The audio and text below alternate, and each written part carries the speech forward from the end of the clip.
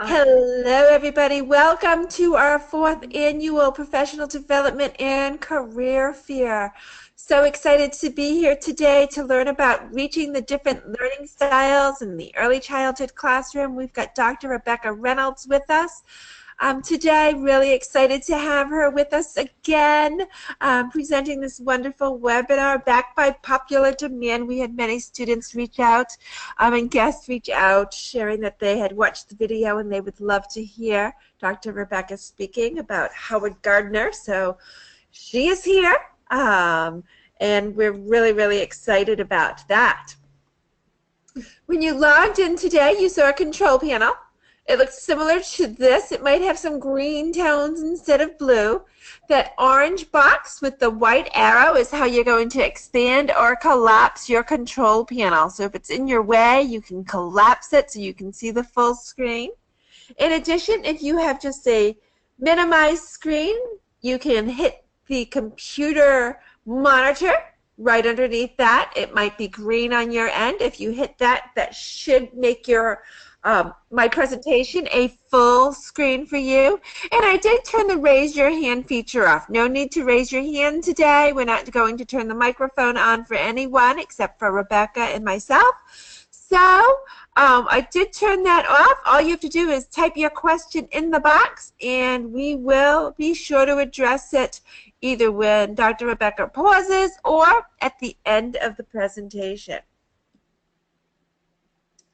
So I always like to start off getting to know a little bit about our audience. So if you can share why you're here, what you're hoping to learn, and let us know, are you a student, alumni, or are you a guest? Looks like some of you have already shared. Knew that was coming up, didn't you? You've attended more than one of these sessions. Okay, we've got a director of a preschool. Excellent. Hoping to learn to be better, different ways to differentiate instruction for children in her classroom. Excellent. Different learning styles. Excellent. Okay, Chelsea's been to almost every webinar, so she knew that question was coming. Excellent. There's some students that have attended just about every session, which is wonderful. Lots of guests have attended every session as well. Oh, this is a great way to get in-service hours. Oh, it really, truly is. Absolutely. Okay, so this is our presenter, Dr. Rebecca Reynolds. And Dr. Rebecca, I'm going to turn the microphone over to you so you can introduce yourself. And while you're introducing yourself, I'm going to give you control of the slides. Great. So it's all yours. Take it away. Thank you. Hello, everyone, and thank you so much for your patience this morning. I will apologize. If you hear noises in the background, my son is getting ready for school. And my cat is sitting on my feet, just so that you're aware. I have been in early childhood since the early 1980s. Just to give you a little hint of how old I am. I got involved in early childhood when my oldest son was born. I needed a way to work and be with my son at the same time. During his growing up periods, I completed my education and raised 6 other children.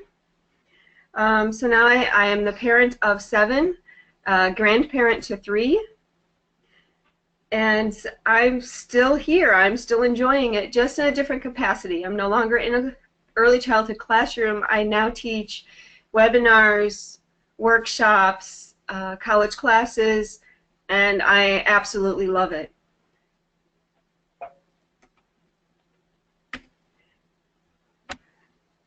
There we go. Okay, this lecture includes a discussion of implanting the intelligences described by Howard Gardner into your classroom. We can do this as a method to reach as many students as possible. All 8 intelligences listed by Howard Gardner can be used to create a rich classroom environment that will reach every student. Now, isn't it our goal to watch our students blossom? And those moments where you realize what you taught them is catching on. There's nothing like it. Watching children grow and blossom is just, it's an awesome sensation to realize that you've impacted this child's life. And for the rest of this child's life, what you did for this child is going to affect them.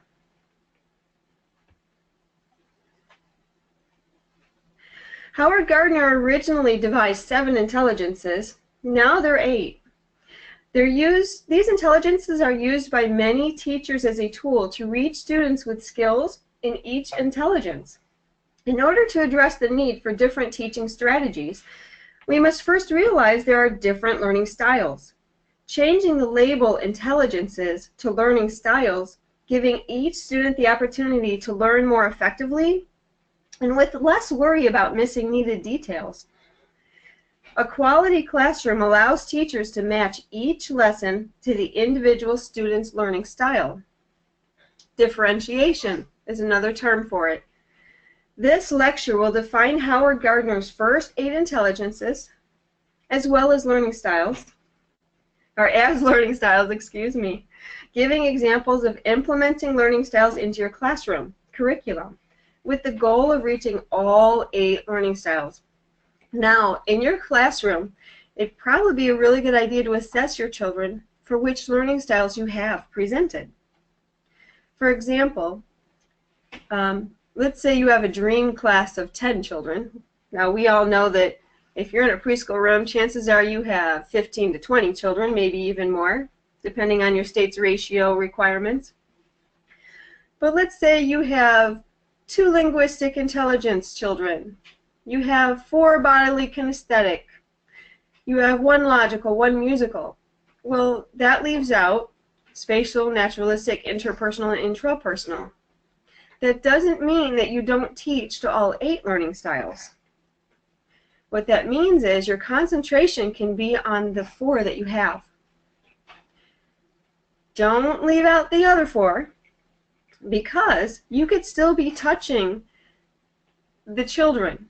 For example, if you have a child that does not learn naturalistically, and we'll go into what that is, but you're a naturalistic teacher, share what you love with that child. You may find that that child will love it too.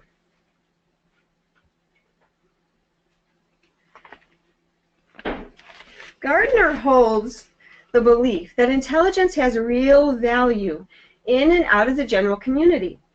A characteristic of intelligence is simply an ability. All 8 of these are abilities. All 8 intelligences are used to process information and can be activated in a cultural setting to solve problems, to create products that are of value in a culture. Great examples include individuals who solve problems with linguistic skills may use language or thinking skills to understand the situation.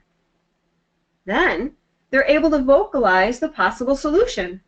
Another student who's a logical learner and who may have innate skills that involve problem solving and manipulation might be able to delegate responsibilities to the correct people to ensure a well-done group assignment, like a child playing house, delegating who will be mom and who will be the child.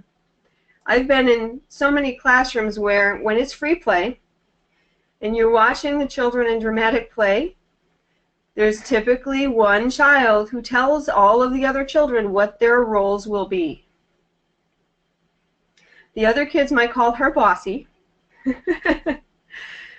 but she may just be a linguistic person, an interpersonal intelligence.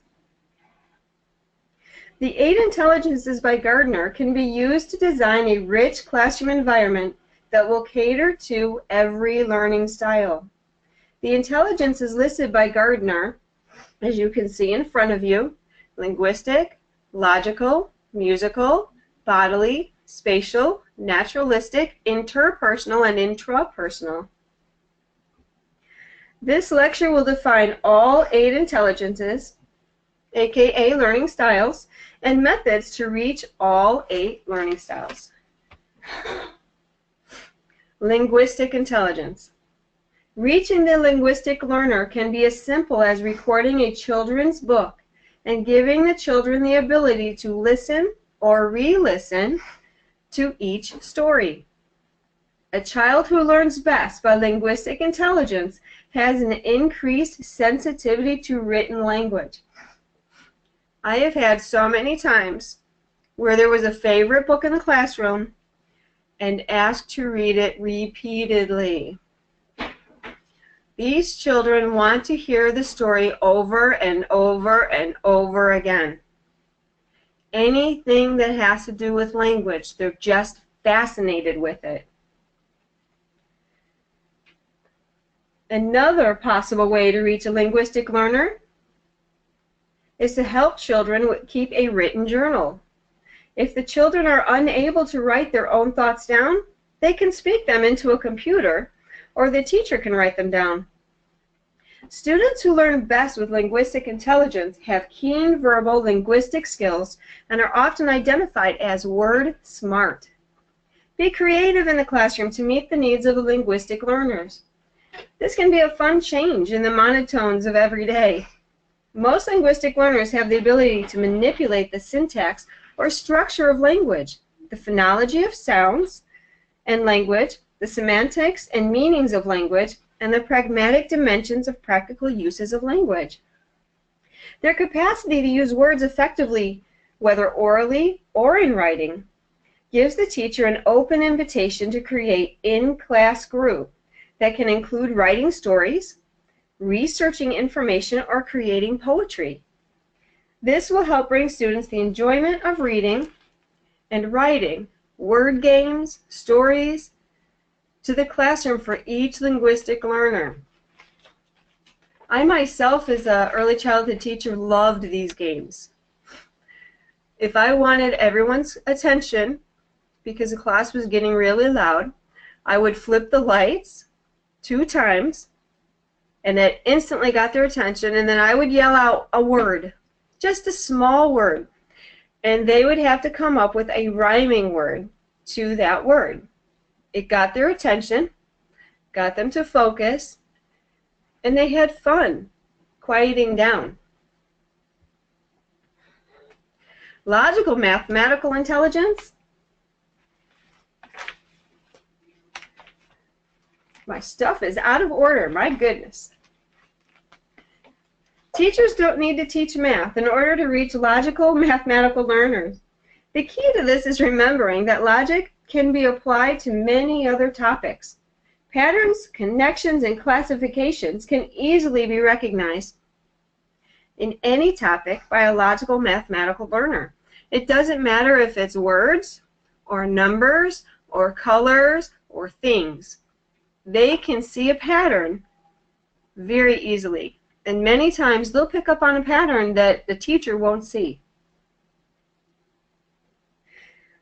However, logic can be intertwined into any classroom.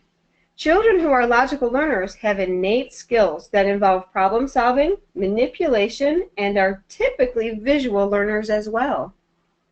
Logical learners like to work with strategies.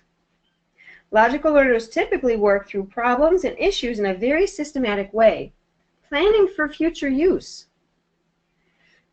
Excuse me. Logical learners are happy setting numerical targets, tracking progress towards goals, and logical learners use scientific approach to thinking. A keen ability of a logical learner is to have the capacity to use numbers effectively. They could be mathematicians, tax accountants, or statisticians. And to reason well, students with logical mathematical intelligence are individuals who are number smart and have innate skills which involve logic, problem-solving abilities, manipulative skills, and are adept visual learners. Musical intelligence. This can be a lot of fun. Musical intelligence can parallel math, logical, and linguistic intelligence. It's very common to have a child with all three at the same time. Both linguistic and mathematical can be identified within the musical intelligence and includes performance, composition, and appreciation of musical patterns. This includes the capacity to perceive, discriminate, transform, which is composing, expressing, which is performing, musical forms. These children have a keen sensitivity to rhythm, pitch, melody, and timbre. Assisting the musical learners in the classroom can be a challenge for non-musical teachers. The incorporation of music into the classroom instruction will bring a natural connection between music, language, and thinking, resulting in creative thinking. The incorporation of music into the classroom has multiple benefits. It improves listening and oral skill development, it extends vocabulary, and it improves attention span and memory. Reciting simple mnemonics to music can be fun and a simple method to include your musical learners. Also, using electronic instruments, drums, synthesizers, computer programs can enhance your teaching plans that include creating musical lyrics, poetry, and mnemonics. Using these techniques can be a lot of fun, particularly for children who like to create rhymes and songs, draw on your auditory memory, and may be particularly useful for those who can learn tunes, songs, or poems easily. Bodily Kinesthetic. This one is not for the lighthearted. If you have bodily kinesthetic children, you will find many times that these children might have been brought to the doctor because their parents could not handle their energy level, thinking they were hyperactive of some kind. Many times these children are not hyperactive, they're not ADD, they just need to move. They need to be physical in order to learn. They cannot sit still during a lecture, a story, a lesson. It's just not in their nature. It does not mean they're hyperactive. It just means they're trying to learn. They need to physically be moving to learn what you're teaching. How many of you believe that you have experienced children who should be on ADD meds because they are crazy energetic? I know I have. Many children who are accused of having issues with things like attention deficit are actually learners who can't sit still in their chairs because they are bodily kinesthetic learners.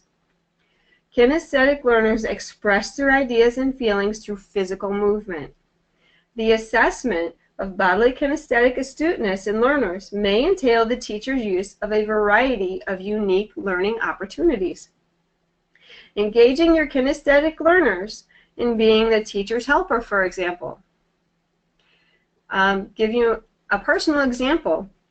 A couple years ago, I was teaching a kindergarten class, and as the teachers in that school told me, I inherited the school energy bomb. David was an awesome student, but he had to always move. If he was not moving, he was sad. If he was forced to sit still, he could not pay attention. So I had to come up with some creative things. During calendar time, he was my helper. I had him retrieve books for me that I somehow forgot to bring to the circle. I had him make sure that all the garbage was off the floor. I had him, it was a challenge, but I had to keep him moving physically in order to keep him in control enough to be able to learn. These children have a natural sense of the presence and use of their own bodies.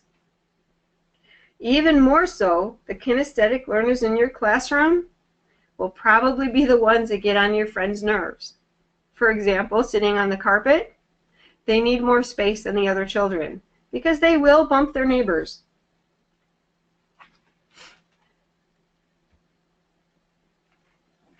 Spatial learners. Visual learners are skillful. Oh, spatial. Here we go. Now I'm fumbling over my words. Visual learners are skillful when it comes to visualization and memory, but may be challenged with auditory memory. Learning for visual spatial students takes place all at once with large chunks of information. The spatial visual learner, when the lesson involves color, line, shape, form, space, and the relationships that exist between these elements, the capacity to visualize, to graphically represent visual and spatial ideas, and to orient oneself appropriately in a spatial matrix. My son, who's now 18 and would probably get upset if I was sharing this information, loved to hide in the kitchen cabinets. Finally, I just emptied a cabinet for him because I got tired of putting my pots and pans back in place. And that was his hideout. I filled it with pillows, I filled it with books, and a flashlight. And I knew that if JT couldn't be found, I knew I'd go to my kitchen cabinet, open the door, and there he was reading a book with a flashlight.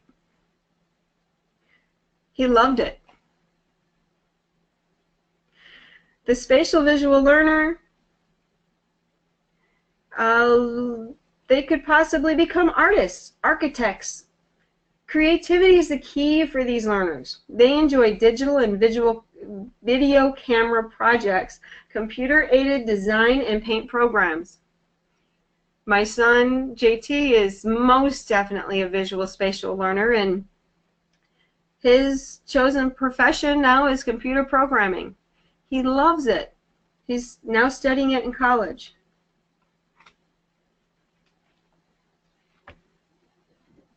Naturalistic learners. For me, this is fun.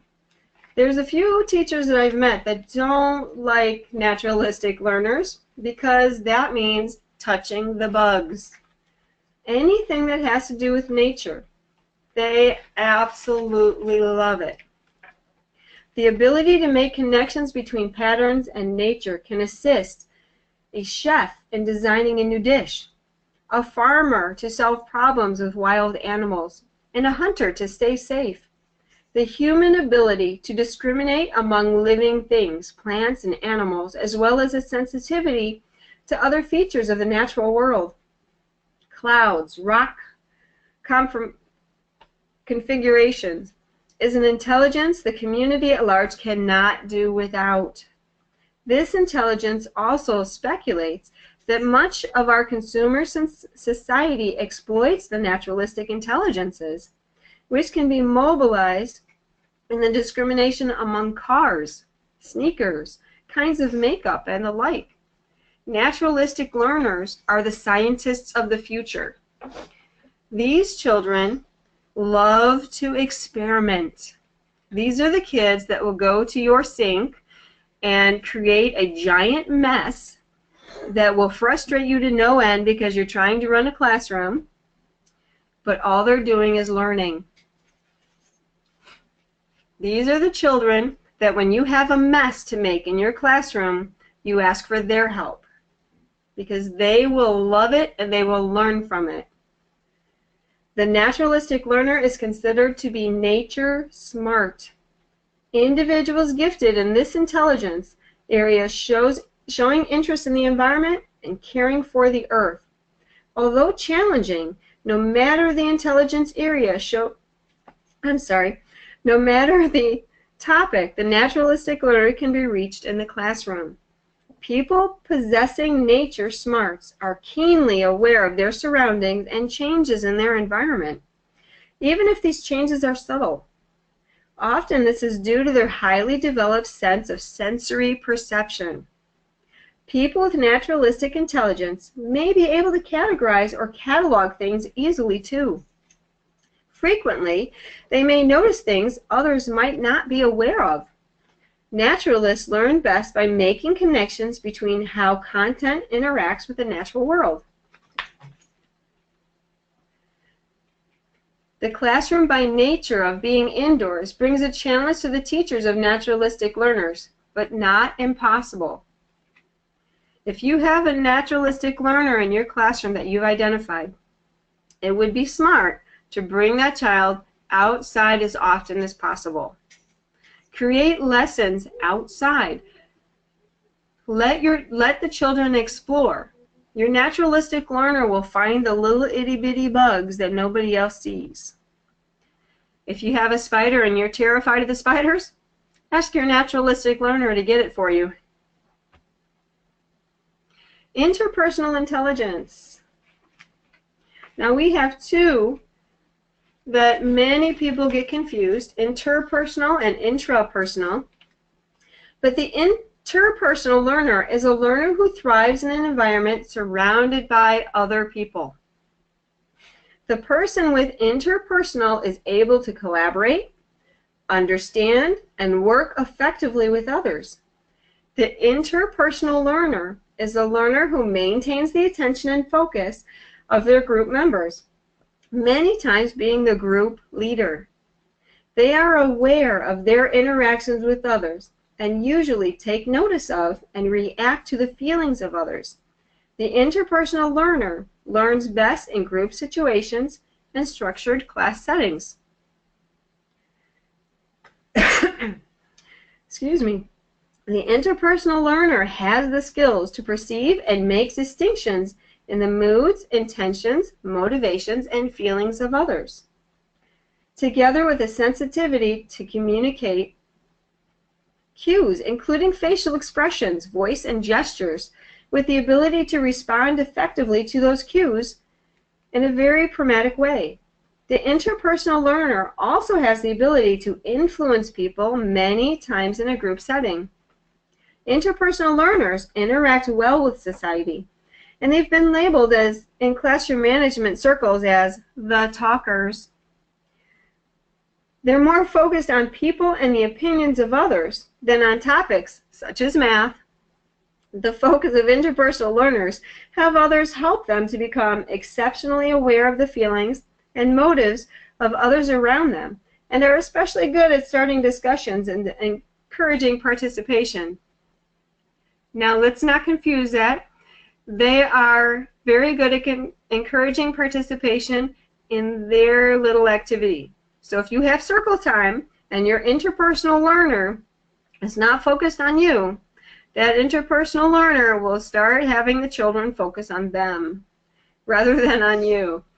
So this child would be another good child to get involved in your activity as a helper. Now, the intrapersonal intelligence is the exact opposite of the interpersonal. This child works best independently. Now, it is possible for this child to learn with other children and with the teachers, but this child is the one that wants to explore on their own.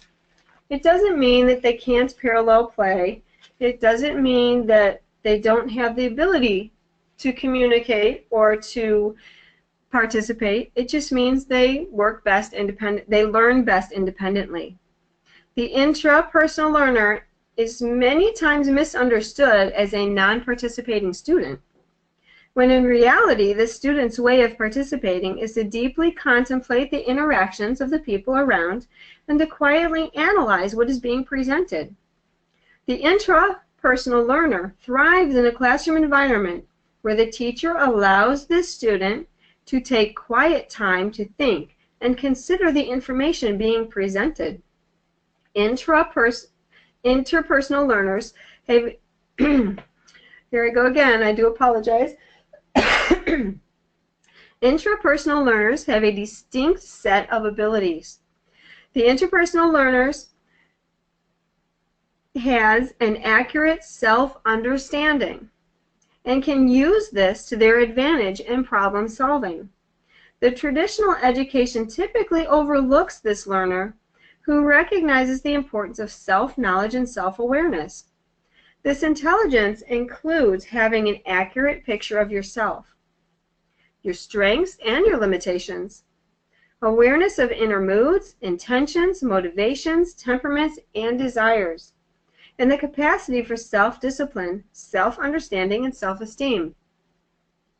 Intrapersonal learners are intensely self-aware and are characterized as self-motivated learning through metacognitive processes.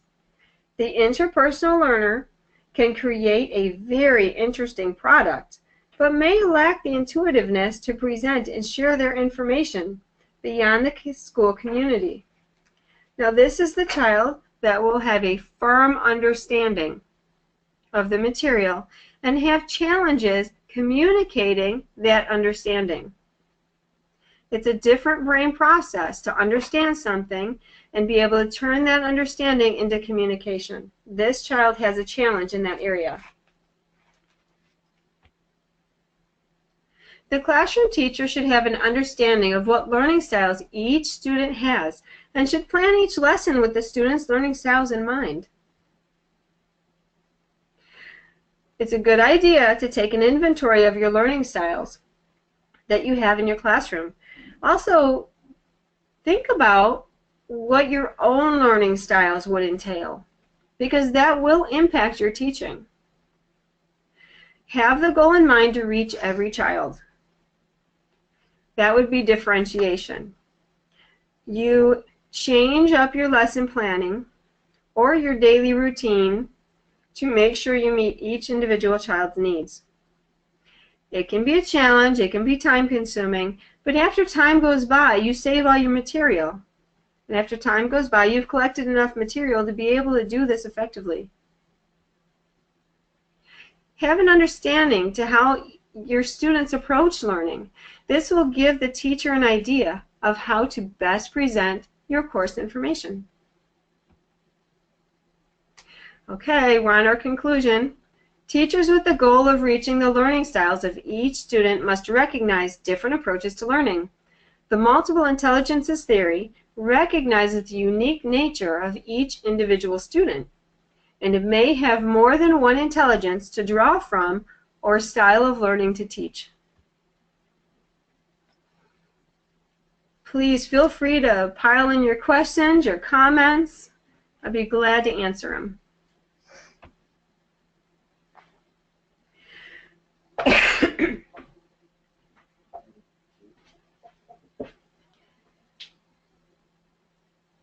We've got a question from Ashley. She wants to know if there's a book that you would recommend on Howard Gardner.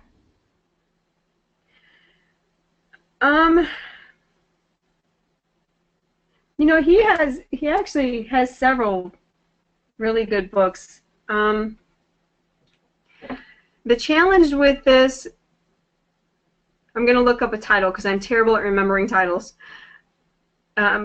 is that Howard Gardner actually did not like his intelligences being turned into learning styles. I've heard him say this several times in interviews.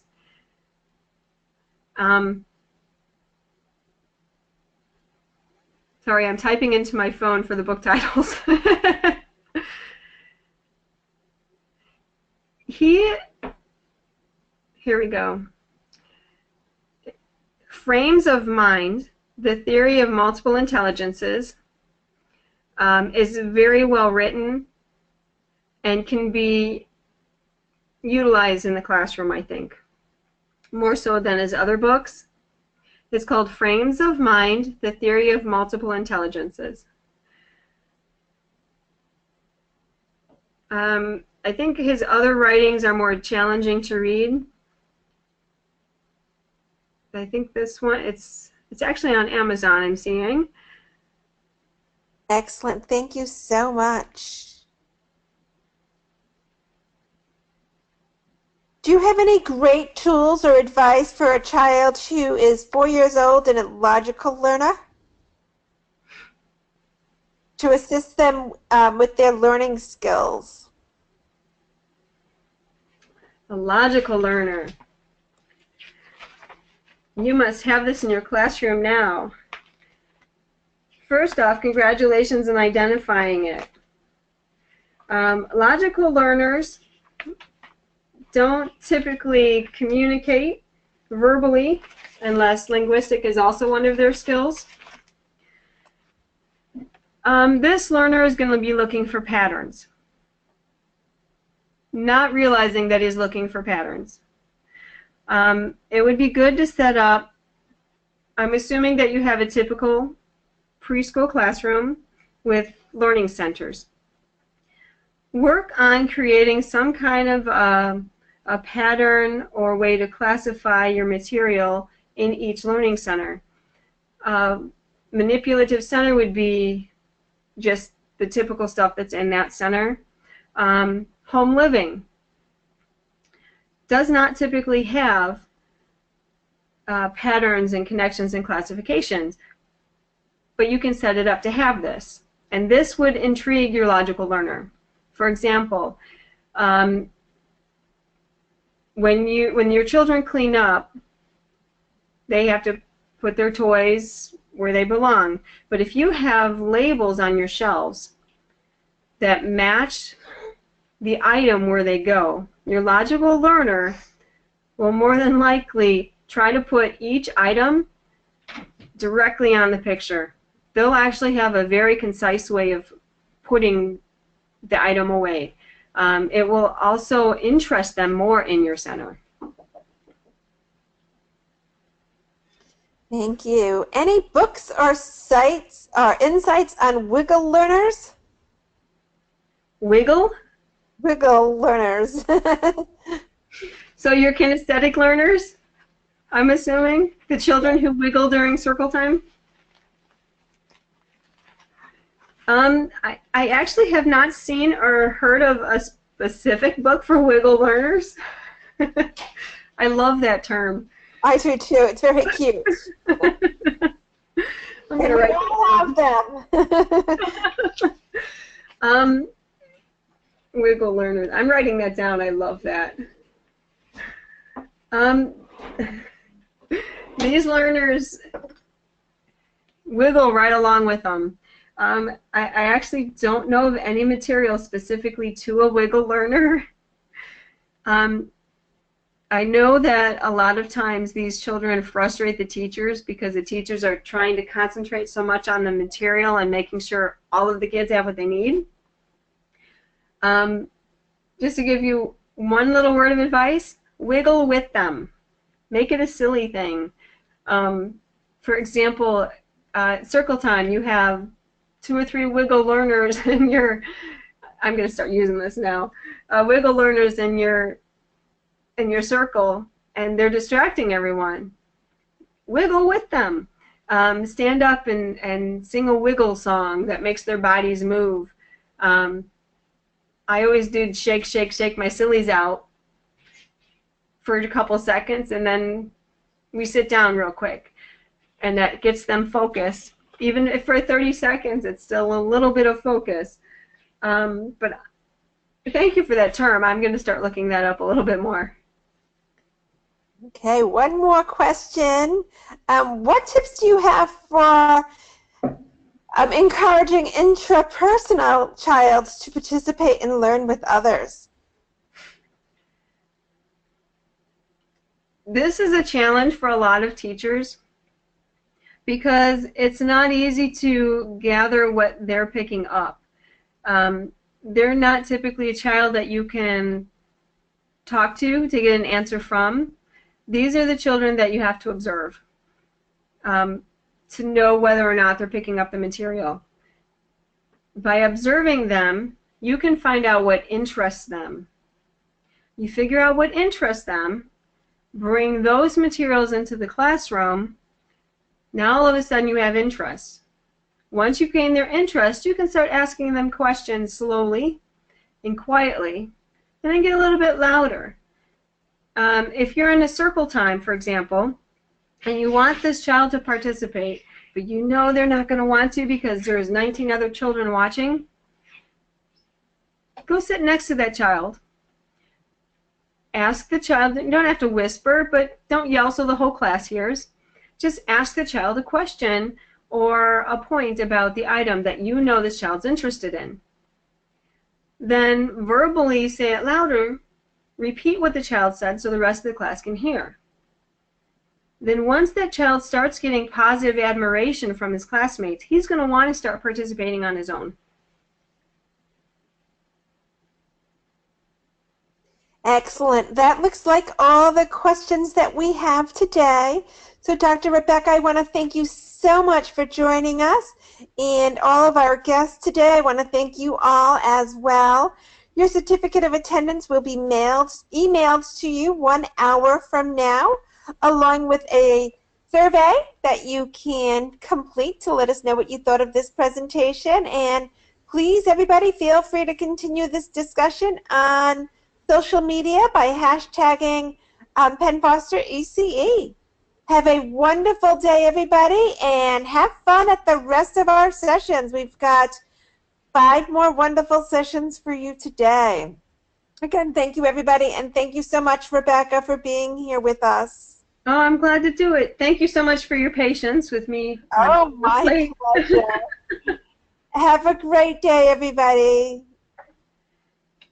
Bye. Thank you.